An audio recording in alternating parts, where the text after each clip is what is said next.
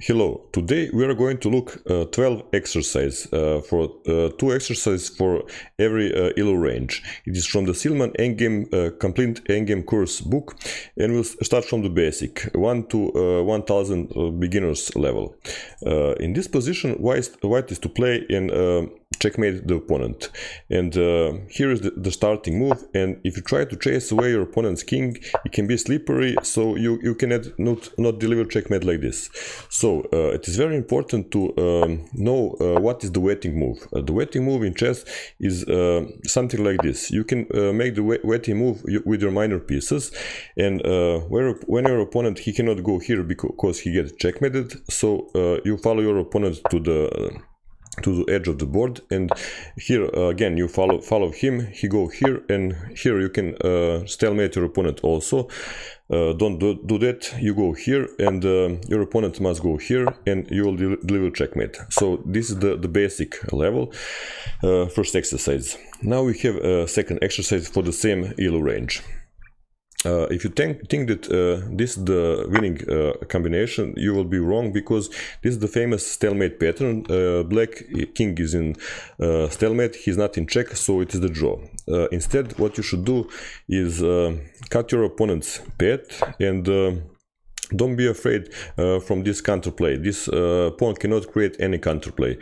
So he will try to chase to go to the corner. You chase the king to the corner, and he goes here. You pick up this pawn anyway, and when he get to the corner, you checkmate him like this. So for this type of the players, for the beginners players, 1 to 1000 ELO, it is very important to know basic checkmate patterns, stalemate patterns, and so on. Now let's see the second ELO range. This is the black is to play and to draw this endgame. Like you see, black have 3 legal moves, and actually 2 moves are losing, and only 1 move is a draw. You can pause the video and find the drawing line. Actually, the drawing line is here. You just go in front of your opponent's pawn, and you create opposition. So if your opponents go here, now you create opposition like this, and when your opponent give you check, you go here, and it is the stalemate. So it is very important to know to create opposition, and every other moves are losing. For example, if you play here, now your opponent create opposition, and actually he can promote his pawn and win this endgame.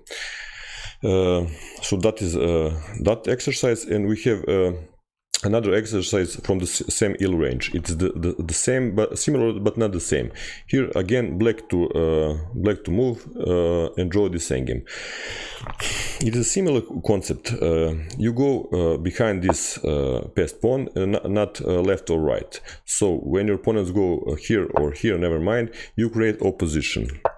He can give you check, and you go here in front of the pawn, and when he go in front of the pawn also, now again the same dilemma, but you always go behind this pawn. And for example, if you go here, try to confuse you, you create opposition.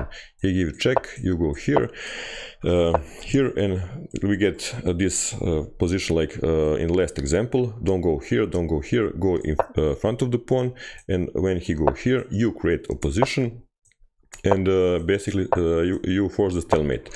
One thing that you should not do is let your opponent create opposition. For example, you go here, he go here, and don't go, for example, here, because now he can create opposition. And if you go here, he can go here, and this is basically just a second. This is the basically winning endgame for the white, because he can now promote his pawn, and he can promote his pawn to the queen and win this endgame. That is our second exercise for the second ELO range. Now we have our third exercise, and this is the beautiful stuff. Black is to play and win. If you try to give checks to your opponent, he can go here, and he can it can be very dangerous for black, because his king and pawn are connected. So if you try to chase him like this, and for example to pin this way, now he can go here, and it is already too late, because finally you must give your rook for this pawn, and so on, something like this, and you must sacrifice your rook for the pawn, and that is not the solution. So what you should do instead, find the winning idea, find the winning concept. You don't have to find the winning move. And actually the winning concept in this position is this move. And this is a beautiful move because it cuts the coordination between king and the pawn.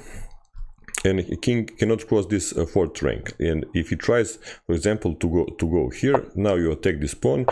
And if he tries to go here, you attack it, and basically force the endgame. So that is possible if the pawn is not on the 6th rank, because on the 6th rank it is a little bit different. For example, we can create something like this, some moves just to show to illustrate the point.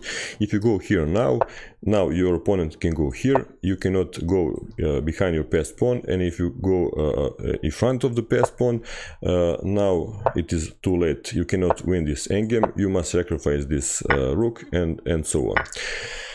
Okay, we have the same ELO range exercise, the third group. Silman called this chickens in a soup, and basically your pawns go up, and you must win this endgame. And if you, for example, play something like this, you can go here, and maybe your opponent can stalemate, force the stalemate. But if he goes here, now if you play here, it is the stalemate. But leave this pawn as a bait, and you go after this pawn. He pick up this pawn, but you are gonna pick up all of these pawns, and you can win this position, hopefully. Just push this pawn to the promotion and win this endgame. So leave this pawn as bait and pick up these chickens, like Silman called them. Now we have our fourth ELO range exercise, and this is the theoretical stuff. It is the Lucina and the Philidor position. First we have Lucina position, and black is to play and win this endgame. It is the famous concept of building the bridge. For example, here the first move is obvious, give check, and when black have these two moves, he can go here. And now, for example, if you try to make the breathing room for your pawn and promote, it is not the solution, because black can check you to death from the behind. You go here, he go here, and that is not the solution. What you should do instead is you go to the fourth rank, rook to f4, and this is the famous concept of building the bridge. And now if your opponent, for example, play here, you go here, and if he tries to check you now you go here, and if he check you, don't go here because you would lose the pawn, go here, and if he check you now, you go here, and if he check you again, now you can create this so-called bridge, and you're gonna promote this pawn and win this endgame. So that is the Lucina position, very theoretical endgame. Now we have one more theoretical endgame, which is the famous Philidor position. Black, white pawn go here, and black is to play and save this endgame. For example, if he tries to go from the behind and give checks, that is not the solution, because white have, for example, this move, and you can go here, and you can go here, and if you try, it is already dangerous for the black. You can give a check, he can go here, and if you try, for example, to chase him, for example, he go here, you give check, he go here, he go check, and like we said, it is already we have checkmate threats all over the board. So that is not the solution. What you should do instead is this just the second, is this famous concept. You go to the 6th rank and cut your opponent's path. So basically, white king cannot cross this barrier. For example, he will give you check. You go back, and he cannot go here. He can play something like this, and he cannot go here. So basically, what your opponent will do eventually is,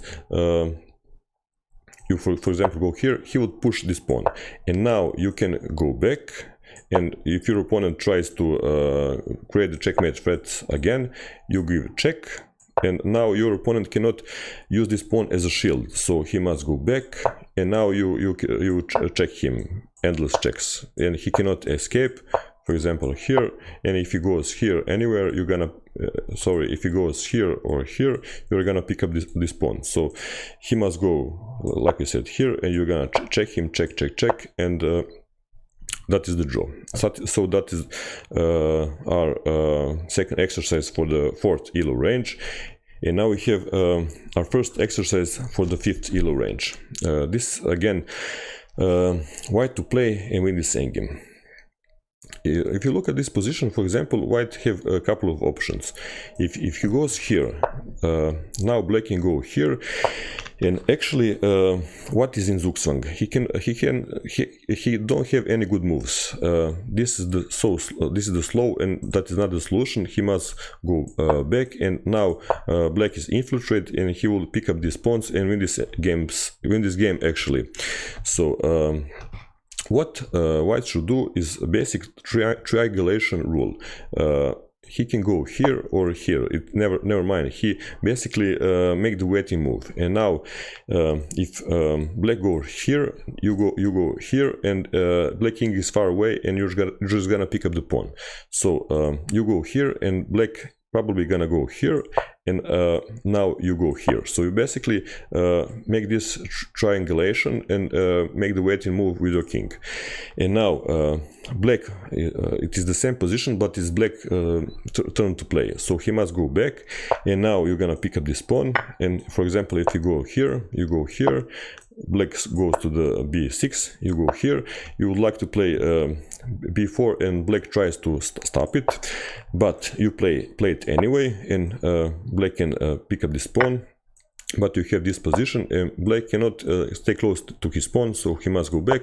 And it is a similar position like in I believe in our 3rd group with the Silman chickens exercise. So basically you leave this pawn as a bait, and basically black goes here, for example, something like this, and don't stalemate your opponent. Leave your pawn here, go after these pawns, and checkmate your opponent. So that is first exercise for the 5th ELO range, and now we have the second exercise. It is the beautiful stuff, one of the favorite for me. Here black is to play and actually win this endgame.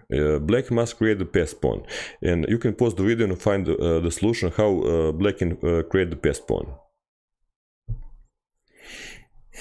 Actually, black in this position can play b3, and now white cannot ignore you, because you're gonna pick up one of these pawns and promote. So no matter how white take this pawn, you have this beautiful move, c6, for example. If he take this pawn, you take this pawn. So if you take this pawn, now you march to the promotion, and you are much faster than your opponent. You're gonna promote first, pick up all of these pawns, and win this endgame eventually. So it is the beautiful stuff. And for example, if your opponent captured this pawn, it is the same concept. Just push this pawn and push your pawn to the promotion and win this endgame. Beautiful concept. Okay, now we have our two final examples for our final ELO range. Actually, here is black to play and white to draw this position. It is again the famous concept. For example, if white plays something like this, black can check him here, white can go here, black can give another check, and after this sequence of moves, after this check, if black go here, he will gonna lose this pawn. So white go here, and black is gonna match with his king, pick up this pawn, and win this endgame. So that is a concept, but actually white in this position have this beautiful move, because it is if black pick up this pawn now, it is the stalemate. White king is not in check, he don't have any illegal moves, and it is the draw. So that is possible because this is the bishop pawn, and black cannot win this endgame. For example, if you go, for example, here, if black give check, you go here, and in a similar position like this, if black goes here and give check, you don't have to go here, you can go to the corner, and black cannot capture this pawn, and you are threatened to promotion. So if, for example, if he goes here, now you are gonna promote, and this is the draw. So that is our first example, and our final example is the famous Reti puzzle position. It is from more than 100 years ago.